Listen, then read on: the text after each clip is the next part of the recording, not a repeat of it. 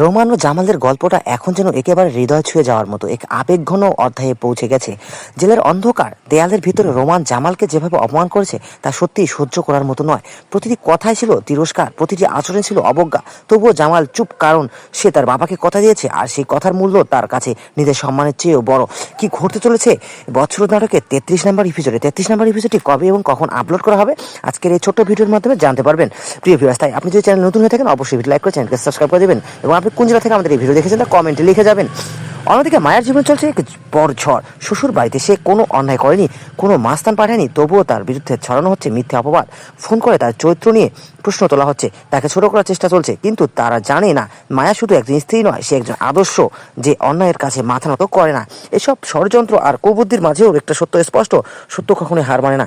মায়ের সততা আর জামালের ধৈর্য একদিন সব মিথ্যাকে হার মানাতে বাধ্য হবে। এদিকে রোমানের মামলার চাপ, জেলের ভিতরে কঠিন বাস্তবতা, সব মিলিয়ে তার মা হয়ে উঠেছেন অসহায়। ছেলের জন্য বুক ফাড়া কান্না, তিনি পথে ঘাটে ঘুরে বেড়াচ্ছেন। সেই মায়ের কান্না যেন আকাশ বাতাস ভারী করে তুলেছে। এই দৃশ্য সহ্য করতে না পেরে জামাল জেলে যায়। তখনও তাকে অপমানের মুখে পড়তে হয়, তবুও তার চোখে ছিল না কোনো প্রতিশোধের আগুন, ছিল শুধু নীরব সহ্য শক্তি আর ভিতরের গভীর কষ্ট। এই গল্প শুধু অপমান আর ষড়যন্ত্রে নয়, এটা ভালোবাসা, ধৈর্য আর সত্যের। সব মিলিয়ে আপনারা 33 নম্বর পর্বটি কবে দেখতে পারবেন সেটা এখন জানিয়ে দেবো প্রিয় ভিউয়ার্স। তার আগে ভিডিও লাইক করে চ্যানেলটি সাবস্ক্রাইব করে দিন প্রিয় ভিউয়ার্স। আপনারা 33 নম্বর পর্বটি অর্থাৎ বৎসর নাটকের 33 নম্বর পর্বটি আপনারা আগামী শনিবার আর আর বিকেল 3টা 30 মিনিটে, আবার বলি আগামী শনিবার বিকেল 3টা 30 মিনিটে ইগল ইসলামিক নাটক অফিসিয়াল ইউটিউব চ্যানেলে দেখতে পারবেন, যদি সব কিছু ঠিকঠাক থাকে। তো প্রিয় ভিউয়ার্স, আপনাদেরকে আজকের আপডেট ভিডিওতে কেমন লেগেছে তা কমেন্টে লিখে যেতে ভুলবেন না। ধন্যবাদ সকলকে।